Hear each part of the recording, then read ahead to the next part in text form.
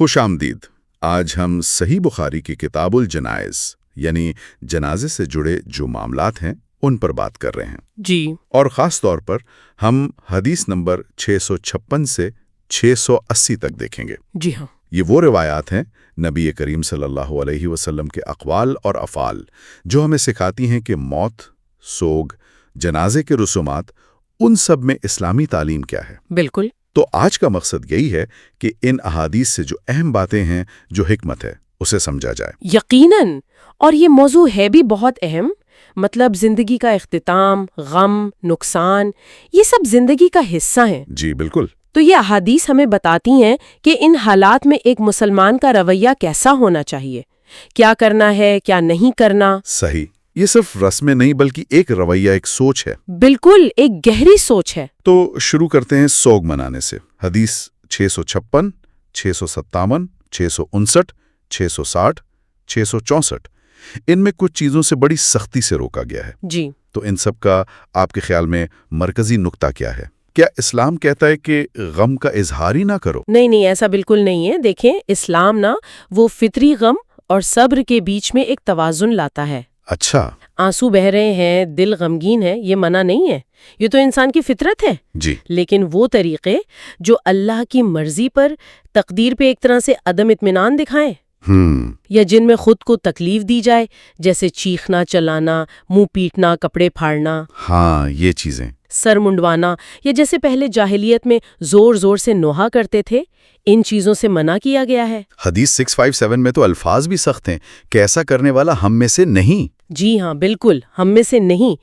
اس سے پتہ چلتا ہے کہ یہ کتنا ناپسندیدہ عمل ہے، اور اس کی وجہ بھی ہے نا جی، کہ یہ عمل ایک طرح سے اللہ کی رضا پر سوال اٹھانے جیسا ہو سکتا ہے، اور توحید کا تقاضا ہے کہ ہر حال میں اللہ کی طرف رجوع کیا جائے۔ صحیح۔ اور حدیث 660 میں بھی حضرت جعفر رضی اللہ عنہ کی شہادت پر جب خواتین رو رہی تھیں جی، تو نبی کریم صلی اللہ علیہ وسلم نے انہیں منع کرنے کا حکم دیا، بلکہ سختی سے، یہاں تک کہا کہ ان کے منہ میں مٹی ڈالو۔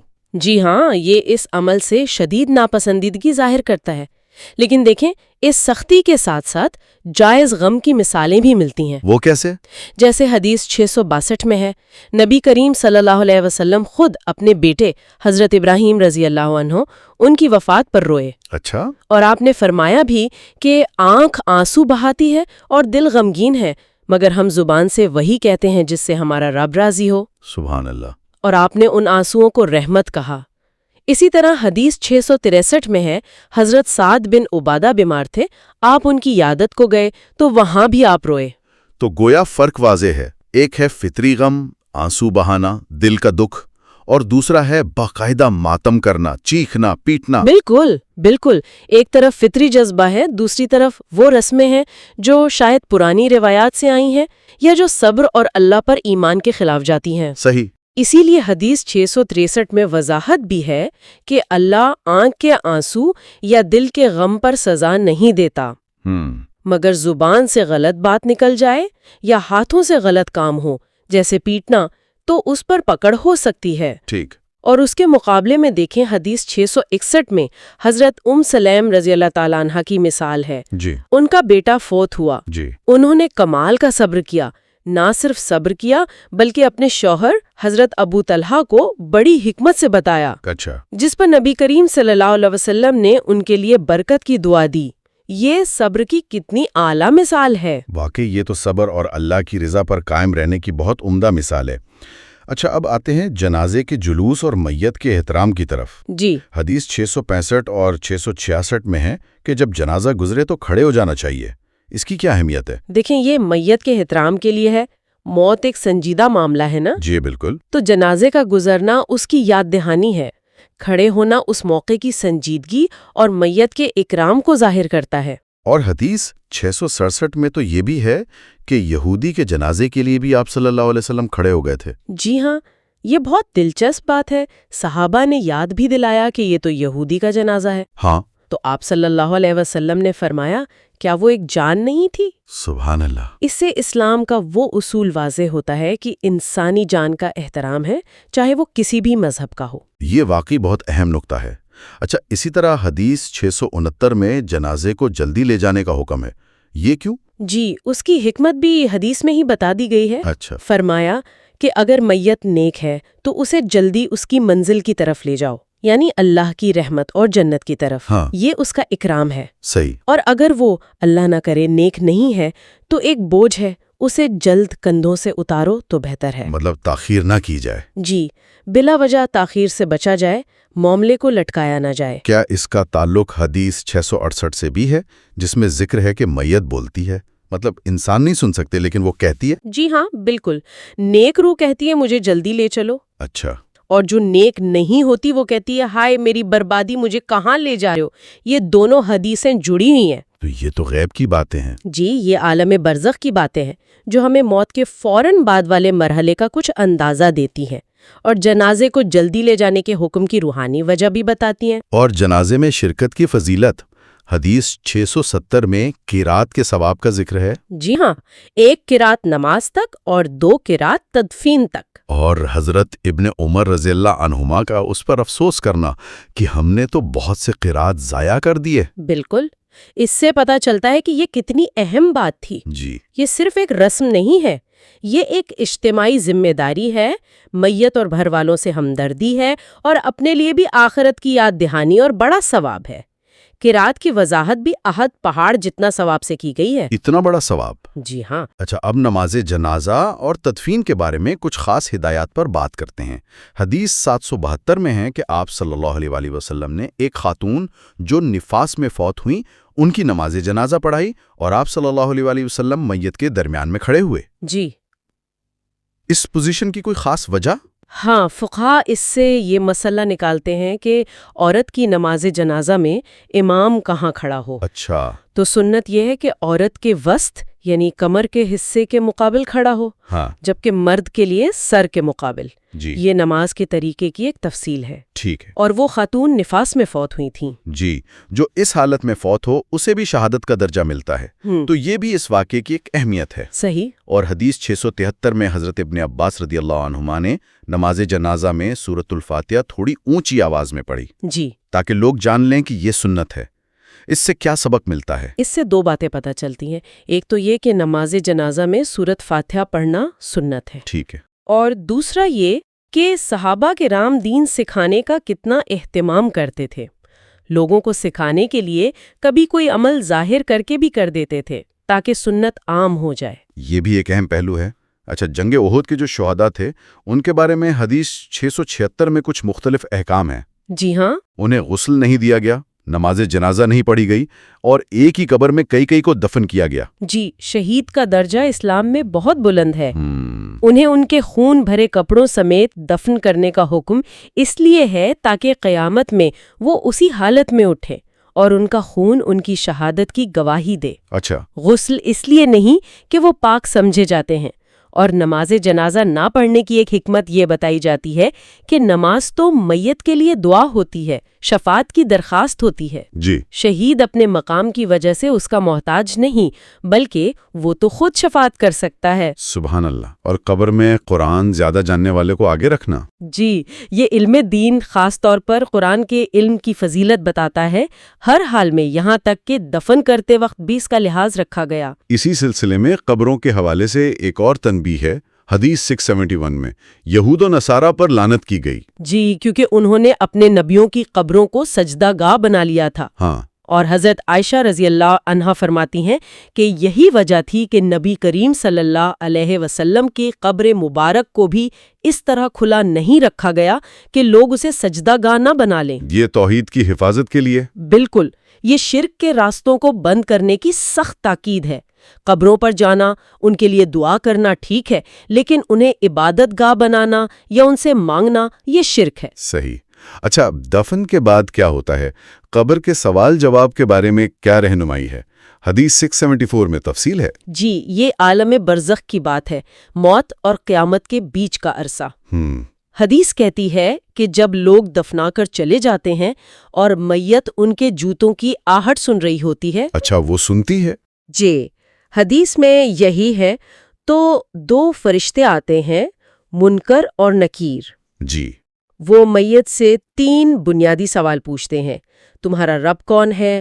تمہارا دین کیا ہے اور ان صحاب یعنی محمد صلی اللہ علیہ وسلم کے بارے میں کیا کہتے ہو؟ اور ان جوابات پر ہی فیصلہ ہو جاتا ہے۔ جی، حدیث کے مطابق فوری جزا یا سزا کا معاملہ شروع ہوتا ہے۔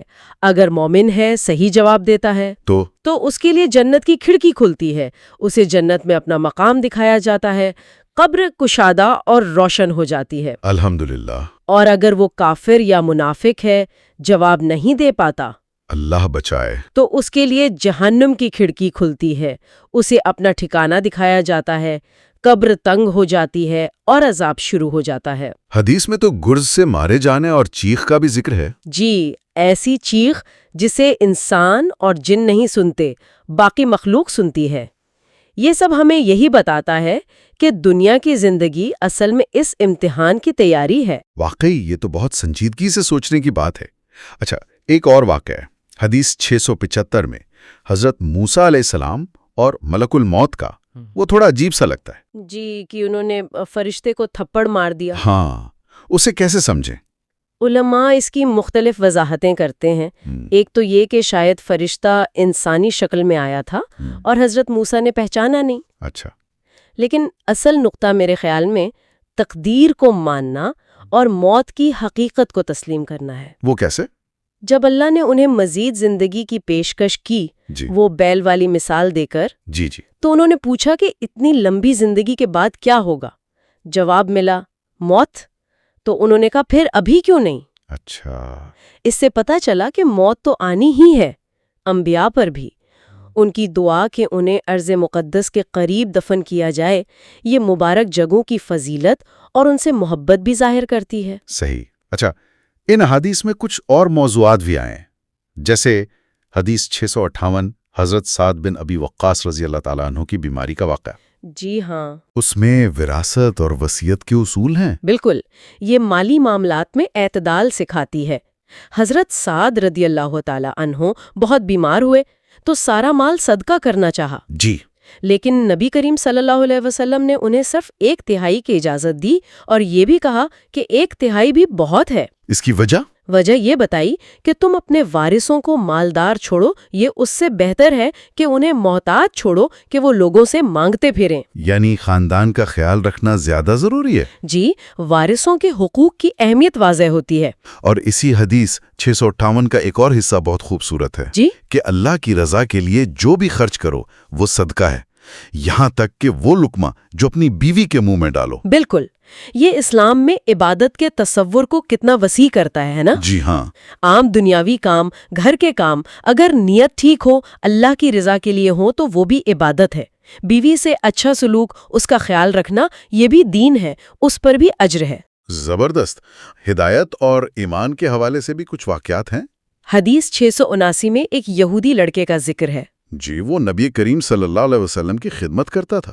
بیمار ہوا تو آپ عیادت کو گئے اور وہاں اسے اسلام کی دعوت دی۔ جی ہاں، اور اس لڑکے نے اپنے باپ کے اشارے پر اسلام قبول کر لیا۔ اچھا، اس پر آپ نے فرمایا، شکر ہے اس اللہ کا جس نے اسے میری وجہ سے آگ سے بچا لیا۔ اس واقعے سے کیا سیکھیں؟ کئی باتیں ہیں۔ ایک تو یہ کہ دین کی دعوت ہر موقع پر دینی چاہیے، یہاں تک کہ بستر مرگ پر بھی۔ صحیح۔ دوسرا، ہدایت اللہ دیتا ہے، کسی سے مایوس نہیں ہونا چاہیے۔ بالکل۔ اور تیسرا، آپ کی شفقت دیکھیں، ایک غیر مسلم خادم کی بیماری پر بھی کتنے فکر مند تھے۔ جی ہاں۔ اچھا، پھر ہے حدیث 680 فطرت کے بارے میں۔ یہ تو بہت بنیادی عقیدہ لگتا ہے۔ جی ہاں، یہ اسلام کا ایک بنیادی تصور ہے۔ حدیث کہتی ہے کہ ہر بچہ فطرت پر پیدا ہوتا ہے۔ فطرت سے کیا مراد ہے؟ علماء کہتے ہیں فطرت اسلام یعنی اللہ کو ایک ماننے کی، توحید کی ایک بنیادی صلاحیت، ایک جھکاؤ ہر بچے میں ہوتا ہے۔ اچھا۔ پھر اس کے ماں باپ یا ماحول اسے یہودی، نصرانی یا مجوسی بنا دیتے ہیں۔ تو گویا توحید اصل ہے۔ جی، توحید انسان کی اصل فطرت ہے، باقی نظریات بعد میں آتے ہیں۔ یہ انسان کی پیدائشی پاکیزگی اور اسلام کی آفاقیت کی بھی دلیل ہے۔ ایک حدیث 678 بھی ہے ابن سیاد کے بارے میں، وہ کیا معاملہ تھا؟ ابن سیاد مدینے کا ایک یہودی لڑکا تھا، اس میں کچھ عجیب سی باتیں تھیں، غیب کی باتیں بتانے کا دعویٰ کرتا تھا۔ تو کچھ صحابہ کو شک تھا کہ کہیں یہ دجال تو نہیں۔ نبی کریم صلی اللہ علیہ وسلم نے خود بھی اس کا امتحان لیا۔ پھر کیا ہوا؟ اس نے کچھ گول مول جواب دیے۔ جب حضرت عمر رضی اللہ تعالیٰ عنہ نے اسے قتل کرنے کی اجازت چاہی تو آپ نے منع کر دیا۔ کیوں؟ فرمایا کہ اگر یہ واقعی دجال ہے تو تم اسے مار نہیں سکو گے، اسے تو عیسیٰ علیہ السلام قتل کریں گے، اور اگر یہ دجال نہیں ہے تو اسے مارنے میں کوئی بھلائی نہیں۔ اور اس سے کیا سبق ملتا ہے؟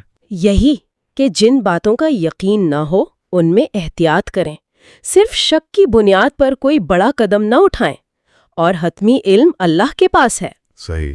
اور ان سب باتوں کے ساتھ وہ جو پہلی حدیث تھی 656، اس میں نبی کریم صلی اللہ علیہ وسلم پر جھوٹ باندھنے کی جو وعید ہے، جی ہاں، وہ تو بہت ہی اہم ہے۔ وہ بھی یاد رکھنی چاہیے۔ یقیناً دین کی بنیاد قرآن اور صحیح حدیث ہے۔ جان بوجھ کر آپ صلی اللہ علیہ وسلم کی طرف غلط بات منسوب کرنا، اس کا انجام جہنم بتایا گیا ہے۔ اللہ اکبر۔ تو دین کی بات کرتے ہوئے، خاص طور پر حدیث بیان کرتے ہوئے، پوری تحقیق اور احتیاط ضروری ہے۔ تو آج ہم نے صحیح بخاری کتاب الجنائز کی ان احادیث 656 سے 680 تک کے ذریعے کئی اہم پہلو دیکھے۔ جی، ہم نے دیکھا کہ اسلام فطری غم کی اجازت دیتا ہے، لیکن ماتم اور جاہلیت کی رسموں سے روکتا ہے۔ جنازے کا احترام، اسے جلدی لے جانا، نماز جنازہ، تدفین کے طریقے، جی ہاں، اور شہداء کے خاص احکام، قبروں کو سجدہ گاہ بنانے کی ممانعت، پھر عالم برزخ کے سوال و جواب، موت کی حقیقت، وصیت، وراثت، اور ہدایت کی اہمیت، فطرت اسلام جیسے بنیادی عقائد، ان سب پر بات ہوئی۔ یہ سب تعلیمات ہمیں آخرت کی فکر دلاتی ہیں۔ بالکل۔ اور آخر میں ایک نقطہ سوچنے کے لیے چھوڑتے ہیں۔ جی، حدیث 680 کہتی ہے کہ ہر بچہ فطرت اسلام پر پیدا ہوتا ہے، اور حدیث 674 بتاتی ہے کہ قبر میں سوال بھی توحید اور رسالت کے بارے میں ہوں گے۔ تو سوال یہ ہے کہ انسان اپنی اس فطری صلاحیت کو کیسے بچائے، کیسے بڑھائے، تاکہ وہ زندگی کے اس آخری امتحان میں کامیاب ہو؟ اہم سوال ہے۔ کیا ہماری روزمرہ زندگی، ہمارے عقیدے، ہمارے کام اس فطرت کے مطابق ہیں یا اسے دھندلا رہے ہیں؟